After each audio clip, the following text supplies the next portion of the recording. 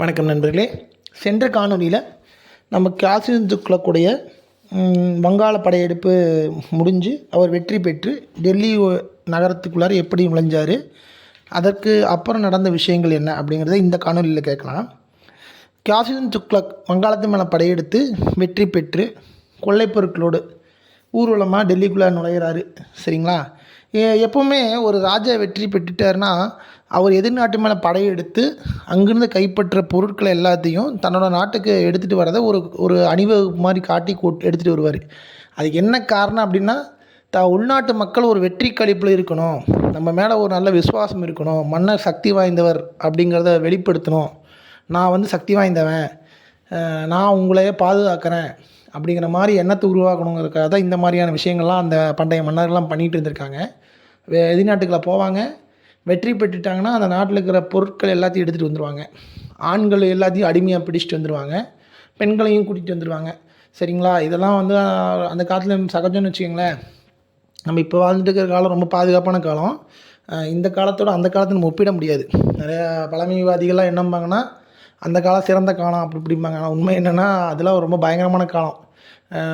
ராத்திரி வரைக்கும் நம்ம நிம்மதியாக தூங்கிட்டு இருப்போம். காலையில் பார்த்தா திடீர்னு எதிர்நாட்டுகளோட படையெடுப்பு மூலிமா நம்ம நகரங்கள் அழிஞ்சு நம்ம வீட்டில் இருக்கிறவங்க எல்லாருமே அடிமையாக பிடிக்கப்படுற கூட வாய்ப்பு இருந்திருக்கு அந்த காலத்தில்.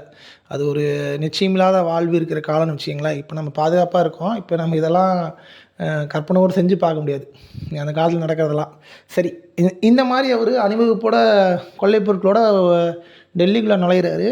அவருடைய கடைசி பையன் மட்டும்தான் அவர் கூட இருந்திருக்காங்க. அப்புறம் படைத்தளபதி எல்லாருமே அவங்க கூட வந்துட்டுருக்காங்க டெல்லிக்கு.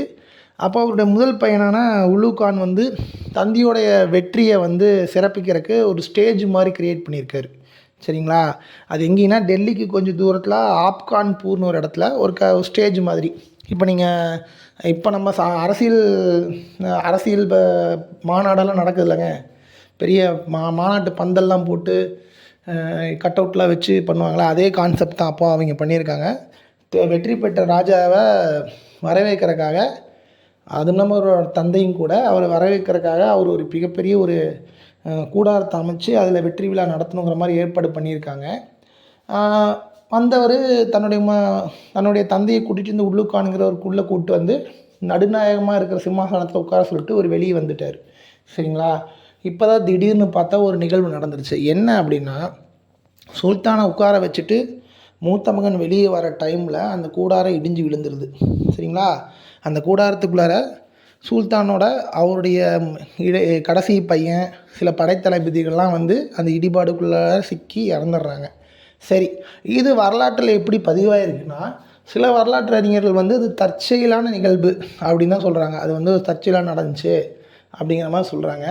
சில வரலாற்று அறிஞர்லாம் என்ன சொல்கிறாங்கன்னா, இல்லை இது தற்செயலாக நடக்கலை, இது திட்டமிட்டே நடத்தப்பட்ட ஒரு கொலை, இது அவருடைய முதல் பையன் உல்லு கான், ஆல்ரெடி சொல்லிட்டு இருந்தாலும் அந்த முதல் பையன்தான் காரணம் அப்படிங்கிற மாதிரி சொல்கிறாங்க. இதுக்கு எங்கே நமக்கு ஆதாரம் கிடைக்கிதுன்னா, இபின் பத்தூத்தான் ஒரு மொராக்கோ தூதர், ஒருத்தர் ரொம்ப ஃபேமஸான ஒரு தூதர். அவர் முகமது பின் துக்ளக் காலத்தில் இந்தியாவுக்கு வந்தவர். அப்புறம் சுல்தானுக்கு ரொம்ப க்ளோஸ் ஆகி இந்தியாவில் சில காலங்கள்லாம் வாழ்ந்துட்டார், மிகப்பெரிய பிரபுக்களாக கூட மாறிட்டார். அப்படிப்பட்டவர் தான் இந்த இபின் பத்தூத்தா. இந்த இபின் பத்தூத்தா தன்னுடைய குறிப்பில் என்னென்னு சொல்லிக்கிறாருன்னா, மன்னர் நடுநாயகமாக இருக்க அந்த சிம்மாசனத்தில் உட்கார்ந்தோன்னையுமே அந்த மேல் மண்டபம் கீழே இடிஞ்சு மன்னரோட தலையிலேயே விழுகணும் அப்படின்னு கட்டடக்கலைஞர்களுக்கு ஆணையிட்டார் அப்படிங்கிற மாதிரி, அதாவது முகமது பின் துக்ளக் இருந்தார்.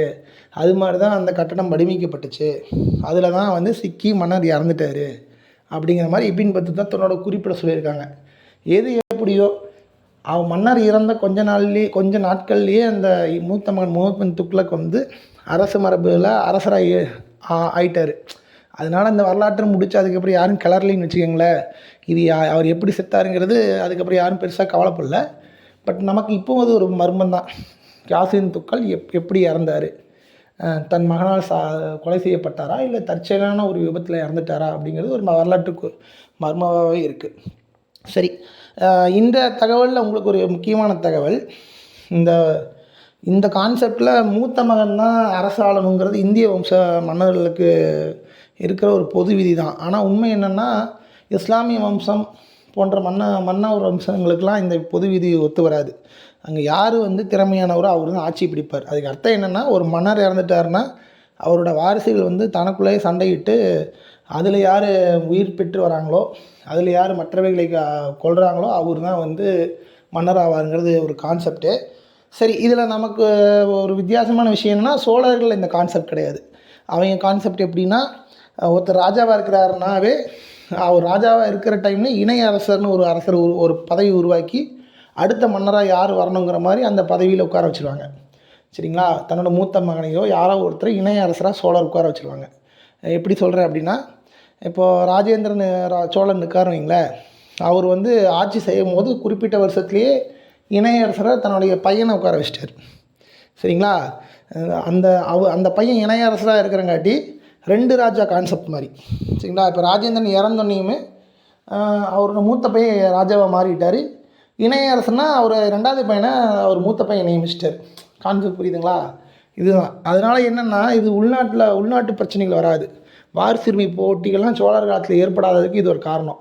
அவர் ராஜாவாக இருக்கும் போதே ஒரு இணையரசராக ஒருத்தர் உருவாக்கி, அடுத்த அரசராக மாறி அந்த இணையரசர் உருவாக்கி அவர்கிட்ட ஆட்சி செய்கிற முழு விஷயத்தையும் கொடுத்து அவரை பழக்கப்படுத்திடுவாங்க. அதனால தான் சோழ வம்சம் பார்த்திங்கன்னா கிட்டத்தட்ட ஒரு 400-450 வருஷம் அது உயிர் தப்பிச்சிருக்கு. சரி, நம்ம சோழ வம்சத்தை பேசும்போது இதை பற்றி பேசலாம். சரி, யாசின் துக்ளக்குடைய மறைவு வந்து வரலாற்றில் ஒரு மர்மம் முடிச்சு.